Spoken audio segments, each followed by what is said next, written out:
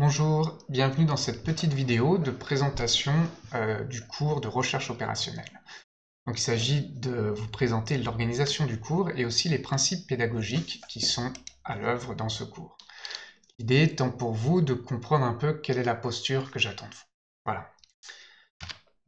Alors le cours, chaque chapitre du cours est organisé en 3 séances. Une séance de CTD, de cours TD, une séance en autonomie et une mini-évaluation.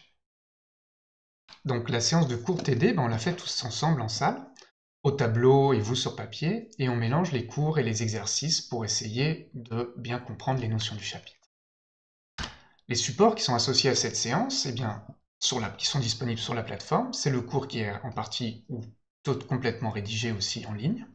Vous avez des vidéos sur les points clés, et puis vous avez toujours un tableau qui résume un peu ce que vous devez savoir, ce que vous devez savoir faire sur les notions du chapitre. Enfin, il y a toujours un petit élément de culture, d'histoire des sciences qui est lié à ces contenus, qui sont des contenus importants finalement de l'histoire des sciences. Voilà, alors pour la séance en autonomie, donc c'est seul, vous faites ça seul ou à deux, c'est sur machine et sur papier, et puis je viens au début de la séance et je reste pas toute la séance, vous devez explorer et vous entraider sur ces contenus aussi de façon autonome. Alors qu'est-ce qu'il y a comme support pour faire ça? Il y a la feuille de TD et la correction. Il y a des quiz en ligne que vous pouvez faire et avoir la correction, et puis vous pouvez les recommencer. Et puis il y a des exercices de modélisation mathématique, en particulier des exercices de modélisation en programmation linéaire. Et donc là, sur ces exercices, la machine peut vous faire une évaluation automatique et vous permettre de savoir, dans certains cas, quand votre modèle est faux. Ce qui vous permet d'avancer aussi en autonomie. Voilà. Enfin, le dernier point, c'est qu'il y a une petite évaluation. Alors cette petite évaluation, vous disposez d'une semaine pour la faire. Entre la séance de cours TD et l'évaluation, il y a au moins une semaine. C'est une évaluation individuelle, c'est-à-dire que vous devez être auteur de votre rendu, mais vous pouvez tout à fait vous entraider ou me demander de l'aide, c'est pas un problème. L'important est que, à la fin, vous produisiez votre propre réponse. Alors c'est une évaluation qui n'est pas notée, mais il faut la valider. C'est-à-dire que si vous ne la validez pas, je considère que vous ne validez pas le cours, et je vous envoie au rattrapage. Alors l'idée étant qu'il n'y a aucune raison d'échouer. C'est-à-dire que vous avez largement le temps de faire cette évaluation et de demander de l'aide si vous n'y arrivez pas. Donc si vous ne la faites pas, je considère que c'est un problème de comportement. Et donc que vous n'êtes pas assez engagé dans le cours, tout simplement.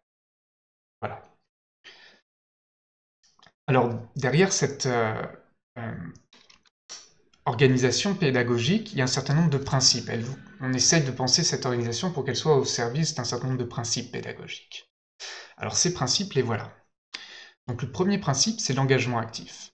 C'est-à-dire que j'attends que vous soyez actif dans votre exploration des contenus du cours. Le deuxième point, c'est que vous devez aussi produire vos propres contenus. En particulier, produire votre propre synthèse du cours, vos propres corrections, vos propres modèles. Ça, c'est essentiel, c'est presque le point le plus important, c'est d'adopter une posture vraiment active dans l'exploration des contenus du cours. Le deuxième point, le deuxième principe, c'est de se tester soi-même. Donc il y a beaucoup de contenus sur la plateforme qui sont là pour ça, les quiz en ligne, les modèles mathématiques avec évaluation numérique, donc beaucoup de choses que vous pouvez faire pour mettre à l'épreuve les connaissances et les compétences que vous développez. Ça aussi, c'est un point important. Enfin, ce principe-là, se tester soi-même, il va avec le principe de retour. C'est-à-dire que vous devez vous demander des retours quand vous êtes bloqué dans ces tests. Donc, vous pouvez vous entraider, ça c'est très important, avec vos camarades, et vous pouvez aussi, bien sûr, me demander de l'aide. En particulier, je peux tout à fait voir et annoter les modèles que vous écrivez en ligne, dans les exercices en ligne, ce qui me permet d'aller directement dans vos modèles pour essayer de vous aider. Donc vous pouvez tout à fait m'envoyer un mail avec l'exercice précis sur lequel vous êtes bloqué pour recevoir de l'aide. Enfin, le dernier principe, c'est que si j'essaye de vous faire des retours, eh bien vous pouvez aussi essayer de me faire des retours. Donc en particulier, ne pas attendre la fin du cours pour me dire ce qui ne fonctionne pas. Mais me faire un retour au fil de l'eau, pour que si quelque chose ne fonctionne pas, on puisse réagir, l'ajuster et tous progresser en fait. Voilà. Alors je vous montre comment est-ce qu'on retrouve ces principes sur la plateforme et dans l'organisation. Donc vous avez un exemple ici de chapitre qui est scénarisé. C'est un chapitre sur la programmation linéaire. Alors quand on regarde la partie du haut, on trouve tout ce qui touche au cours et au chapitre. Alors le tableau des connaissances et des compétences est là-haut. Donc ce tableau est important parce qu'il vous indique aussi où est-ce que vous pouvez trouver les contenus de ces connaissances et comment vous pouvez vous évaluer sur ces connaissances. Alors il y a un élément culturel ici que j'appelle toujours One ID, One Story. Et puis le cours, alors soit rédigé sous forme textuelle, mais aussi des fois des petites vidéos qui permettent de cibler un point particulier.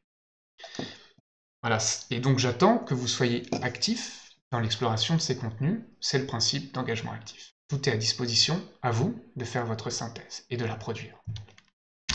Alors le deuxième point, c'est de se tester soi-même. Donc en dessous, vous avez la feuille de TD, une correction, donc ça c'est ce qu'on a fait pendant la séance de cours TD, et puis un quiz ici par exemple, dont vous avez aussi la correction une fois que vous l'avez fait, que vous pouvez refaire plus tard, et puis des modèles ici mathématiques que vous pouvez aller faire. Donc ça, c'est se tester soi-même. Pour les modèles mathématiques, vous pouvez tout à fait me demander un retour. Donc là, ici, dans le modèle d'un étudiant, je suis allé écrire « Attention, ton modèle n'est pas linéaire ». Donc ça, c'est le troisième principe, demander des retours. Et le dernier principe, faire des retours, à chacune de ces activités, vous avez un système de likes, on pourrait dire. Alors ce ne sont pas vraiment des likes, parce que c'est plutôt un système par lequel vous pouvez dire si cette activité a servi ou non votre apprentissage. Est-ce que ça a été utile ou non pour vous dans votre apprentissage? Alors ça, c'est intéressant pour moi, parce que ça me permet de savoir quelles sont les activités qui servent vraiment votre apprentissage. Voilà. Alors vous pouvez aussi m'envoyer un mail ou me dire oralement tous les problèmes, évidemment. Là, c'est simplement un retour que vous pouvez faire en un clic sur chaque exercice. Donc si vous faites ça, eh bien ça m'aide et ça nous aide tous, je pense. Voilà. Alors je voudrais terminer cette vidéo avec une petite histoire. Et attention, c'est une histoire très sérieuse. C'est l'histoire des deux chatons. Donc, c'est une histoire qui se passe en 1963. Held and Hein mettent deux chatons dans un manège. On peut voir le dispositif ici à l'écran. Vous avez un chaton qui est libre de ses mouvements dans ce manège, et un chaton qui est dans un berceau et qui subit les mouvements du premier chaton. Donc, un chaton qui est libre d'explorer l'environnement du manège à sa guise, et l'autre qui subit l'exploration du premier. Dans ce manège, les chatons vont explorer l'environnement et Held and Hein vont s'intéresser au développement de la vision de ces deux bêtes. Alors, j'espère que vous avez remarqué qu'on a un chaton qui peut être actif et on a un chaton qui est passif, mais les deux chatons voient la même chose et on s'intéresse au développement de la vision. Alors, je lis avec vous un peu la conclusion de cette expérience. Donc, dans l'expérience classique de Held and Hein, un chaton explore activement le monde, tandis que l'autre ne reçoit que l'empreinte passive des sens. Après quelques dizaines d'heures, l'animal passif présente des troubles prononcés de l'exploration visuelle.